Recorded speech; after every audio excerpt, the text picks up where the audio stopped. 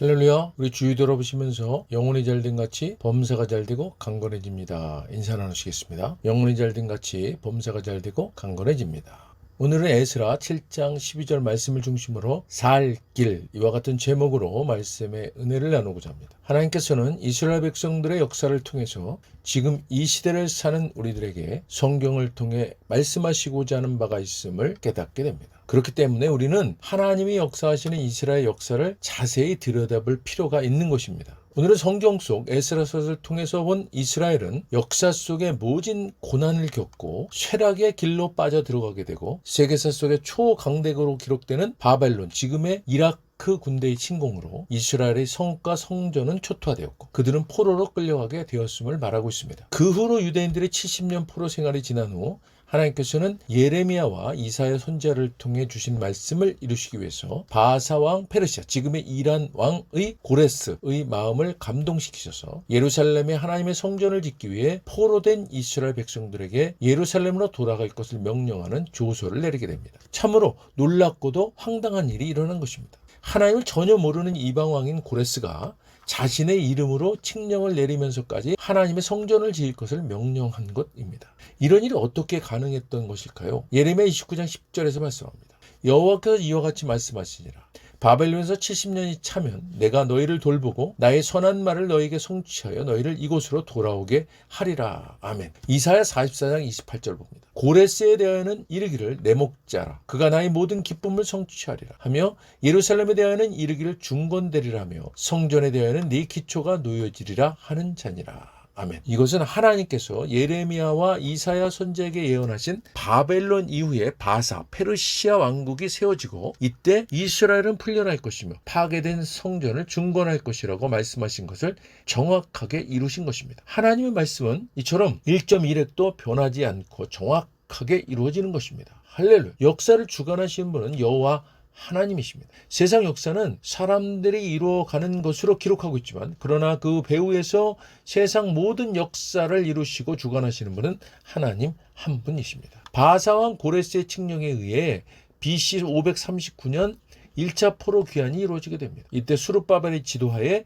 약 4만여 명의 이스라엘 백성들이 유다로 돌아오게 되고 수르바벨의 지도로 예루살렘에 제단을 쌓고 예배를 다시 드리고 BC 536년 성전의 기초를 놓았습니다. 그러나 사마리아인들이 극심하고 악랄한 반대와 방해로 인해 성전 공사와 성읍 공사는 중단되게 됩니다. 이로부터 16년 후에 선지자 학개와 스가랴의 격려와 자극으로 BC 520년 성전 재건이 재개되고 4년 후인 BC 516년에 이 두 번째 성전이 봉헌되고 유월절이 회복되게 됩니다. BC 539년 수르바벨의 지도로 1차 포로 귀환 후 79년이 지난 BC 458년 바하사왕 아닥사스다 1세 때 학사 겸 제사장인 에스라는 두 번째로 약 2000세대 정도의 포로들을 이끌고 귀환하게 됩니다. 이처럼 1, 2차 포로 귀환을 통해서 돌아온 유대인들은 대략 5만여 명 정도로 추산하고 있습니다. 이것은 바벨론에 살던 전체 유대인들의 수를 300만 명으로 추산하면 295만 명은 남고 이들은 아마도 70여 년의 포로 기간 동안 어느 정도 이제 그곳에 익숙해져 있고 터전을 잡은 기반을 포기하지 못했던 것 같습니다. 그래서 오직 15% 정도인 5만여 명만이 1500km나 되는 긴 여정을 특별한 다른 교통수단 없이 오직 걸어서 강도떼가 득실거리는 길을 따라 이스라엘로 돌아온 것입니다. 이들의 이 험난한 귀환은 종교의 자유를 찾아 오직 하나님 한 분만을 향한 마음 때문이었습니다. 이들 대부분은 남왕국 유다에서 잡혀간 베냐민 지파, 유다 지파, 레위 지파들이었습니다. 북왕국, 북이스라엘 10지파는 몇 명이 섞여서 들어왔는지는 모르지만 공식적으로 그들은 잃어버린 지파가 되었습니다. 이들의 귀환은 약속의 땅 가나안에서의 새로운 출발을 의미했습니다. 이들은 과거의 죄악을 회개하고 하나님과 새로운 관계를 맺고 싶어 했습니다. 그래서 이 일을 위해서 교제와 화목의 장소인 성전 건축이 무엇보다 시급했었던 것입니다. 성전이 이스라엘 백성의 신앙생활에서 차지하는 비중과 의미는 매우 큰 것이었습니다. 이 성전을 수르바벨 성전이라고 부릅니다. 신약 시대에는 구원받은 우리가 성전이고 이 성전된 자들, 즉 믿는 자들의 모임인 교회가 구약의 성전이 신앙생활에 매우 중요한 비중과 의미가 있는 것과 같이 신약 시대의 교회가 우리의 신앙생활에 매우 중요한 비중과 의미가 있는 것입니다. 오늘 말씀의 제목을 다시 한번 읽겠습니다. 살 길. 두 번째 포로 귀환의 지도자인 에스라는 아닥사스다 왕으로부터 유대인들의 상황이 에스라가 섬기는 하나님의 가르침에 비추어 유다와 예루살렘이 어떠한지를 조사하라는 명령을 받고 돌아옵니다. 그러면서 하나님 성전을 위해 필요한 것이 있거든 무엇이든 왕실 근고에서 충당하도록 제국을 다스리는 재무관들에게 공식 명령을 내리기까지 합니다. 이렇게 이방 왕인 아닥사스다 왕이 철저하게 에스라를 도울 수 있었던 것은 물론 배후에 계신 하나님의 역사였으나 아닥사스다의 마음을 움직인 직접적인 사람은 바로 학자 겸 제사장인 에스라였습니다. 아닥사스다 왕이 에스라에게 보낸 조서를 보면 그 이유를 알 수가 있습니다. 에스라 7장 11절 12절입니다. 여호와의 계명의 말씀과 이스라엘에게 주신 율례 학자요 학자 겸 제사장인 에스라에게 아닥사스다 왕이 내린 조서의 초본은 아래와 같으니라.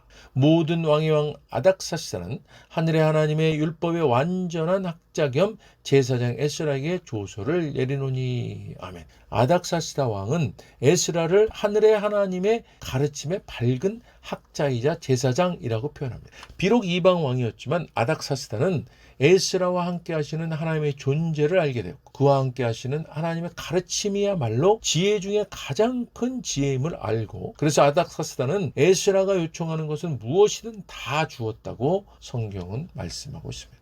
이처럼 믿는 자의 힘은 바로 에스라와 같은 것입니다.